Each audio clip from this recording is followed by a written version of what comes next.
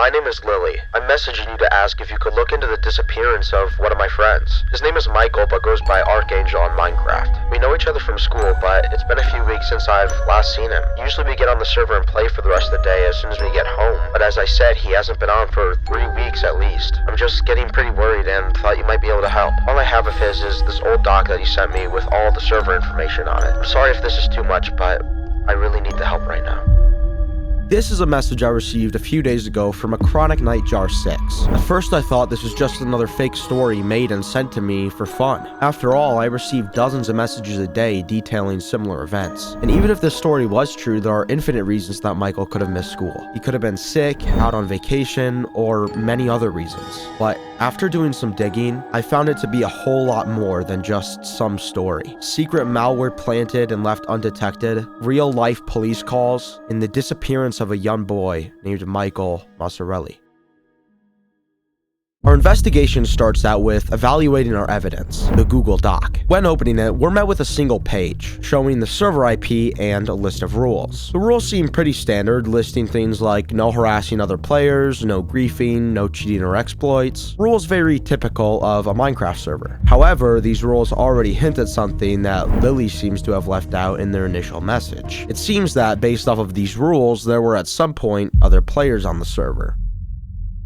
For example, one of the rules, do not impersonate. It seems reasonable enough, but this implies that there would be more than 2 players a part of the server at any given time. For instance, if a player 1 killed player 2's pet wolf, they wouldn't be able to simply blame it on player 2, as player 2 would know themselves that they didn't do it, so it had to be player 1 that was responsible. Additionally, outside of this particular example, it seems odd to have a list of server rules for a server containing just 2 people. No, it would seem much more reasonable to simply sit down with each other and talk about what they are okay with and not okay with happening on the server. So because of this, it's safe to conclude that there were more players than just Michael and Lily a part of the server. Now, as to why they weren't mentioned in Lily's initial message is impossible to say. What is certain, however, is that there's already more than initially meets the eye here. This is further shown in another rule left in the doc, which to me, outside of the do not impersonate rule, is really the only one that necessarily sticks out to me. Do not use players' real names. Now, this is a rule that's particularly interesting to me. The rule itself is fair enough. After all, you don't want your personal information going around to people that you might not necessarily want to have it. However, not only does this further cement the idea that there are more players than just Lily and Michael a part of the server, but it also suggests that these players didn't know Michael or Lily personally, or at the very least didn't know them in real life, as Michael and Lily did with each other. So now that we know that there are more players than just Michael and Lily involved in this mystery, one question still persists.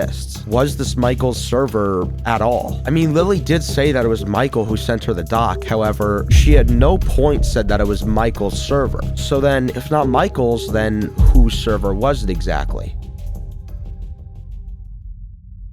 Logging onto the server, we're met with a few things immediately. First off, no one seemed to be online, so I was left to freely investigate on the server. Additionally, there were no signs that there had ever been any players in the surrounding area. No broken trees, destroyed dirt, random items, placed crafting tables, nothing. However, I did find one thing that seemed odd. Nearby spawn there was a lava pool, which by itself doesn't seem weird at all, except for the fact that the lava was just now burning a nearby tree. And if there were players here at some point, then the tree should have already been completely engulfed in flames. So at first I thought maybe I had logged onto the wrong server. After all, it seemed completely new and untouched. However, after doing some more exploring, I found that to not be the case. What I came across was a relatively large house, made almost entirely out of oak and dark oak wood. Quite an ugly combination in my opinion, but nevertheless, we finally found some evidence of players existing on the server. Inside the house was almost completely empty. All that furnished the first room was lanterns hanging from slabs. Additionally, skeletons and spiders are heard underneath the house, suggesting that there's possibly another floor or a basement. So that's exactly where I went, mining a nearby tree, making a wooden axe, and deciding to break through the foundation of the house. But what I was met with, I never could have predicted.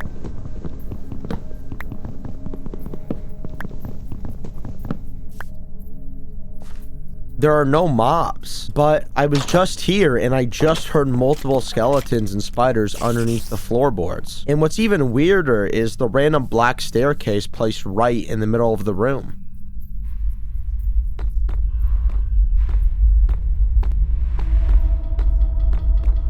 After making my way down the stairs, I met with a long hallway and some sort of void, but this shouldn't be possible. After all, there's no way to break bedrock in normal Minecraft without using cheats or exploits. And as far as we know, this is a completely vanilla survival-based server. So how was this even made? Who would go through all the trouble to do all of this? And why? After a few minutes of walking, I finally arrive at what seems like the end of the tunnel. But as I approach closer, something strange happens.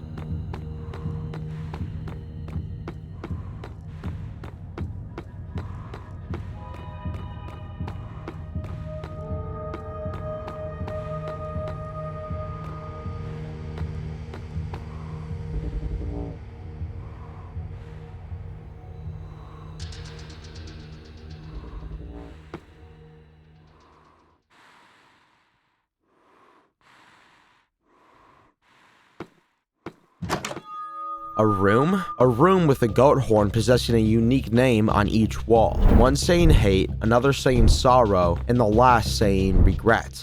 But what could this mean? Is this indicating towards some sort of history to do with the world and the players on it? Right now we don't know, but it's clear what we're presented with here. This seems to be some sort of puzzle. A puzzle only solved by blowing the correct horn. But right now we have no context and no clues as to what the correct horn might be, nor the consequences for blowing the wrong one. So what are we to do?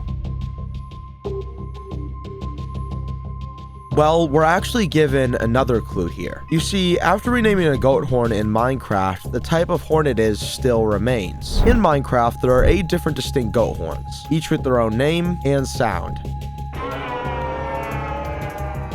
And if we hover over the named goat horns that we've been given, we can actually still see the type of horn that it is. The hate horn being ponder, the sorrow horn being seek, and the regret horn being seen. So what does this mean exactly? Is it supposed to be some sort of compound phrase, saying something like ponder on your hate or seek sorrow? I mean, maybe, but that still doesn't really make a whole lot of sense. So the most likely option here is that we're still not being given enough context. Regardless, I'm sure that the horror names will come back up later. For now, let's just... Wait. Who was that? I thought the server had been abandoned, but it seems that's not the case. Hello? Hey, Who are you? it's Lily. Oh, okay. Thought you were someone else. Who? I don't know, I just wasn't expecting someone to join. Where are you? I'm in the hallway thing underneath the base. What base? The oak and dark oak one across the river. I'm not sure what you're talking about. Here, I'll send you my cords and meet you outside. Okay. While it was definitely a shock to see Lily join the server again, I was actually quite thankful. This gives me a new opportunity to learn more about the server and question her about some of the things that I found. So I made my way back down the hallway again and up the stairs, out from underneath the house, and met Lily in the front yard of the base. Hi. What's up? I've never seen this place before. Really? It's right next to spawn. This isn't your spawn. What? I spawned like 250, 300 blocks away.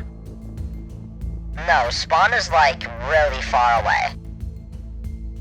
I don't know why you spawned here. Weird. Here, I'll take you to the actual spawn. We have a whole thing set up. Okay.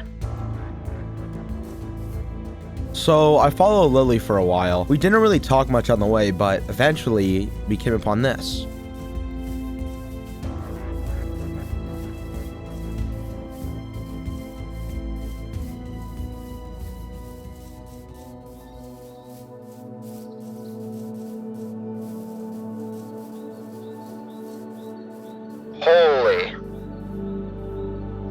place is insane. Thanks.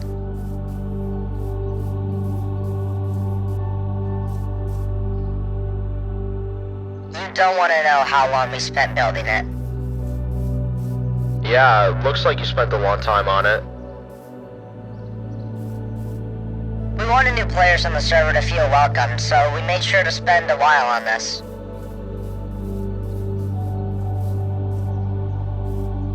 That's smart. This is really nice.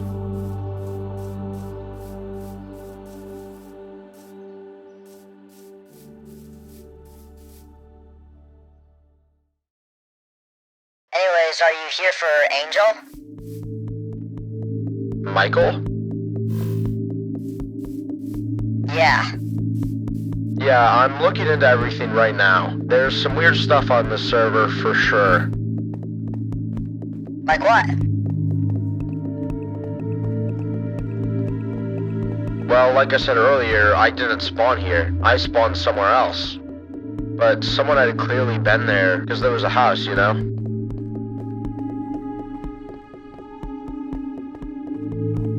Yeah, I guess that's true, but I really don't think there's anything that crazy going on. Yeah, I guess. Anyways, I'm gonna head off. I got some more stuff to do.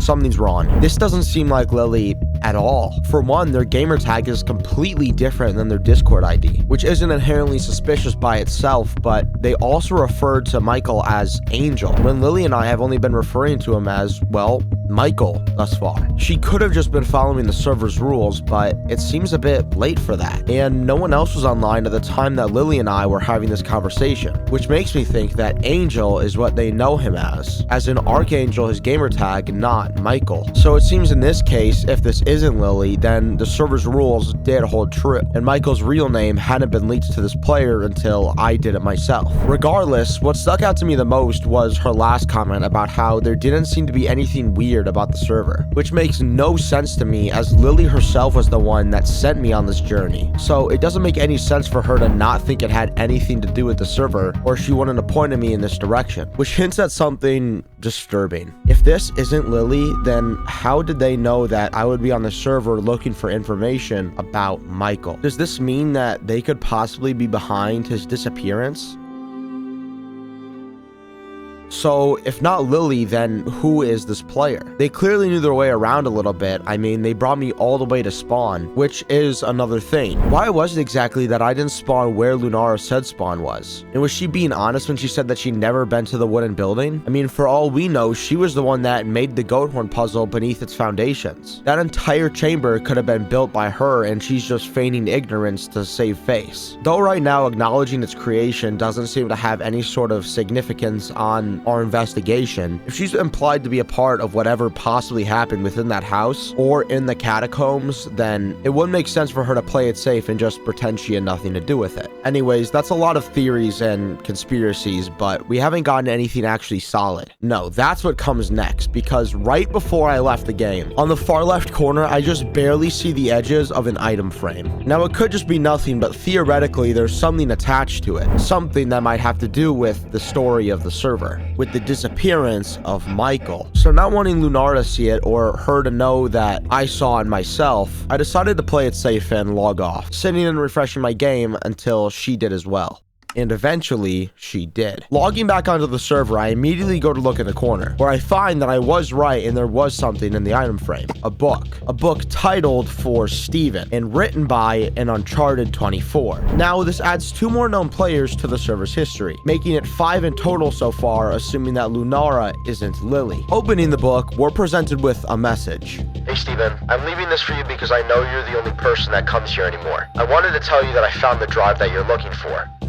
I haven't had the time to go through all of it yet, but it was an arc space at -2213/12/435. So it has to be what you were looking for. Anyways, I hope you find this. I can't stay on the server anymore. It's gotten too dangerous. Good luck, Kyle. And there on the last page, a Google Drive link, which when opened shows us this.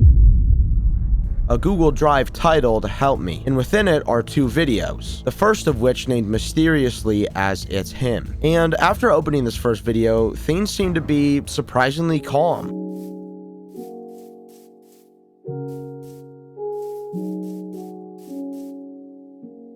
Yo. Amelia.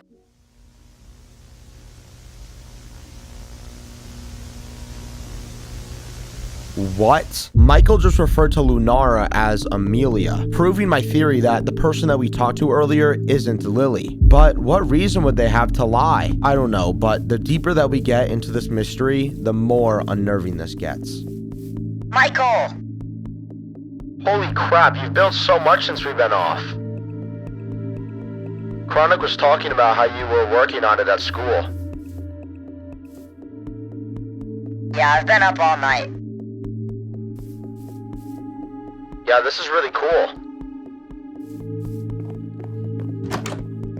Thanks. Still gotta do the inside. Yeah, I know.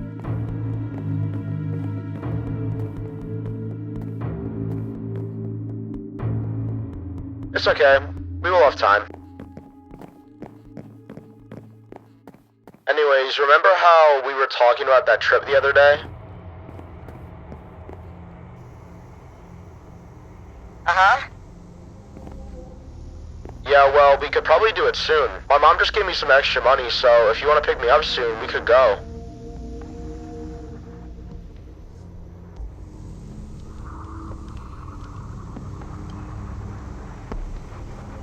That would be great. Awesome. It's crazy how we just met through the server, and now we're like best friends. Yeah.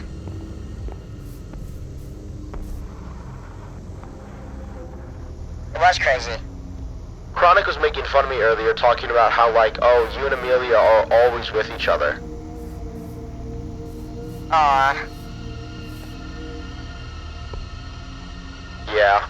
Anyways, if you want to pick me up, like sometime next week, we can figure it out. I live at...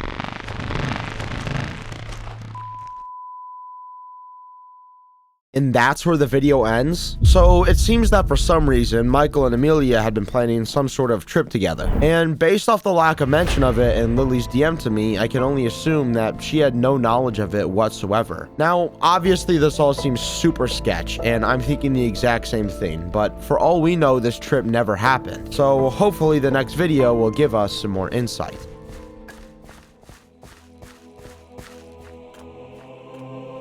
Hey, where are we going? Can I get a torch? Yeah.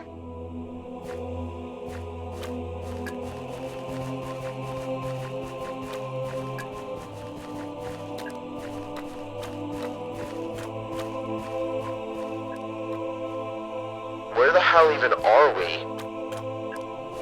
It seems that Michael is being brought somewhere by Amelia. Now, as to where they are, Michael seems to have no idea, and neither do I. I've never seen a place like this before at all. It's definitely not naturally generated, but why would someone go through the trouble of building all of this? Hundreds of thousands of stone bricks placed very intentionally in a very specific pattern. It doesn't make any sense. And why is it that Amelia won't answer Michael when he asks where they are, or where they're going to?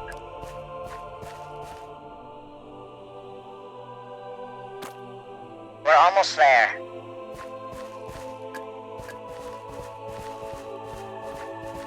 How did you even get here?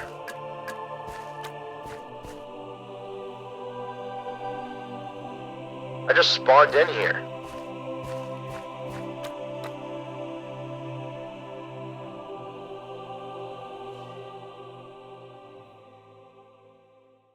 I'll show you.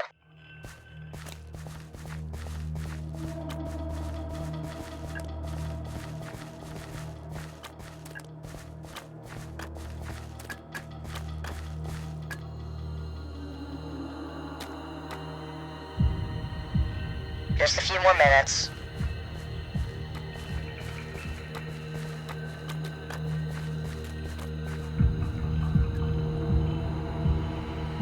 Why are you acting so weird, Amelia? You're being so vague.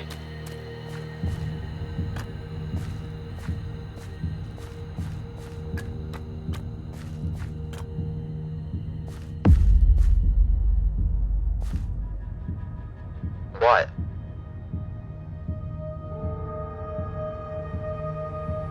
Nothing.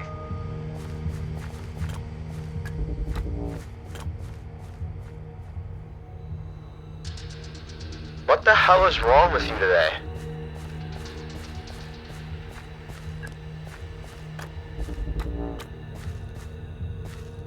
I log on the server and you're just acting so weird.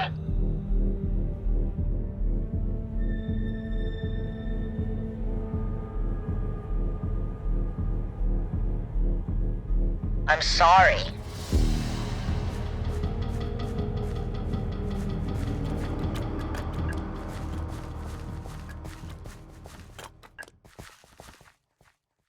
Okay, whatever.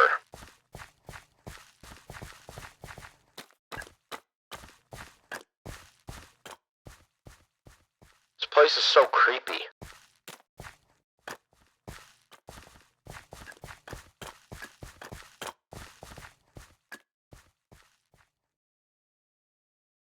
Reminds me of a graveyard. Me too.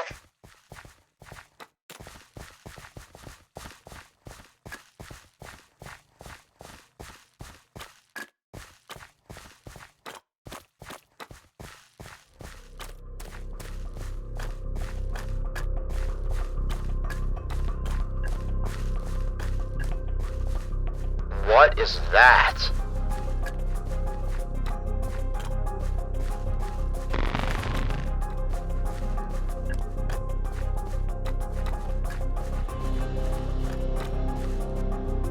Amelia?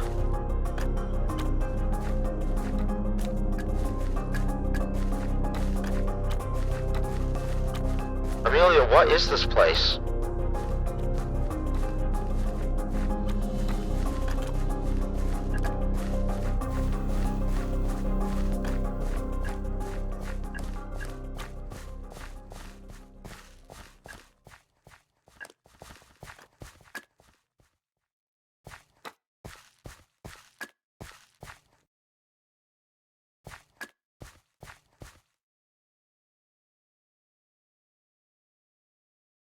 Amelia, what is this? I'm sorry, Angel.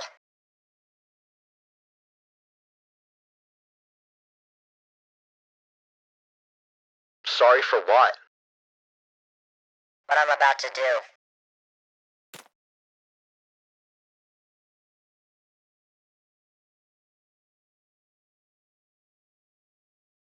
What do you mean? I'm sorry. What are you about to do?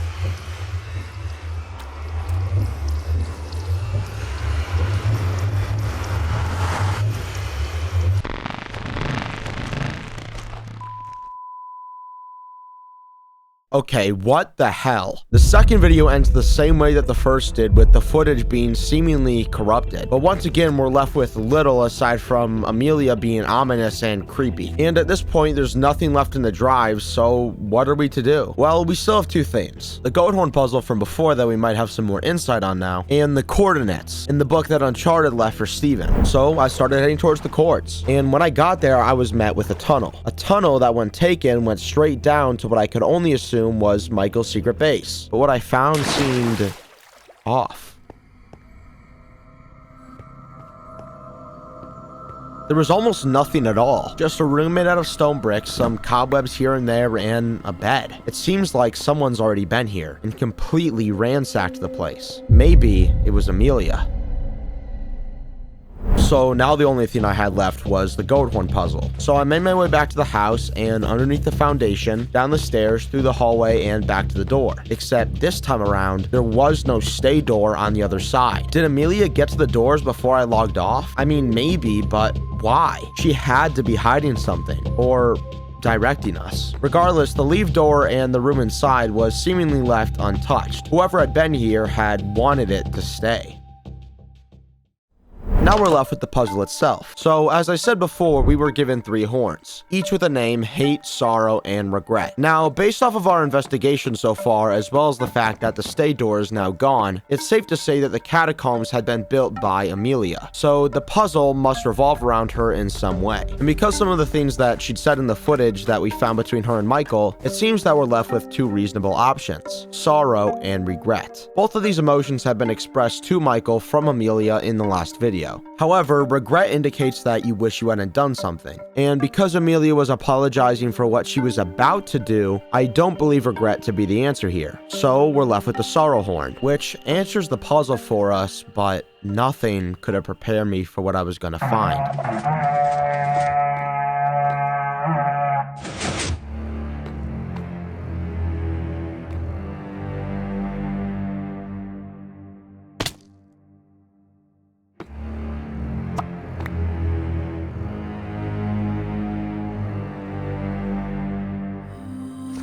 A book with 65 pages of "I'm sorry." Page after page after page until on page 66, we're given a drive link. And after opening this drive link, I'm given the most horrifying thing that I've ever seen in my entire life. Something I never could have predicted. Within the drive, which was also named "I'm so sorry," was a PDF. And after opening it, it's a missing persons report talking about Michael. But oh my god, is that just the tip of the iceberg? On the very first page, after the case number and the case open sections, we see that the case is still active and the subject isn't Michael, but an Elijah R. But who the hell is Elijah? It's Amelia. Amelia was an alias. There never really was an Amelia. It was just Elijah pretending to be her. And right under this, we're presented with 2 photos. A photo of Michael and a photo of Elijah. So after going through the document, we're shown a few things. Number 1 is this case overview. According to available statements, Michael M. identified and played by the gamertag Archangel_, which we did know before. He had been in regular online contact through Minecraft with an individual he believed to be a girl identifying herself as Amelia. Subsequent review associated that contact with Elijah R. So I guess the police somehow found out that Amelia was Elijah, who reportedly used the gamertag Lunara43 during those interactions. The contact appears to have developed gradually over repeated game sessions, and during that period, Michael M. is believed to have shared limited personal information, including where he lived. Investigators are reviewing claims that unauthorized software may have been placed on Michael's computer without his knowledge, and then a few days later, Michael M. was reported missing. The next section talks about the reported contact timeline. So the first part was initial contact. Michael M. and the account later linked to Elijah R. reportedly met through Minecraft sessions. Next, we find out that Elijah presented himself to Micah as a girl using the name Amelia. Someone had found out that Amelia wasn't Amelia and was Elijah, who in this case is likely Steven, who for all we know could have made the police report himself. And then Michael later shared limited personal details, including where he lived. Then it goes back to talking about the device. Reports under review allege that unauthorized software may have been placed on Michael's computer while he was away from it, and later he was reported missing. The rest of the doc is just logs and more information about the actual missing persons report, but it seems as the case is still active, we don't know what's happened. Elijah R. is still out there. If you guys want to check out the PDF, it will be linked in the description. And if you want to see more ARGs like this one, then check this one out. And subscribe. We're trying to hit 100K. Subscribe. Smile emoji. All right. I'll see you guys. Bye-bye.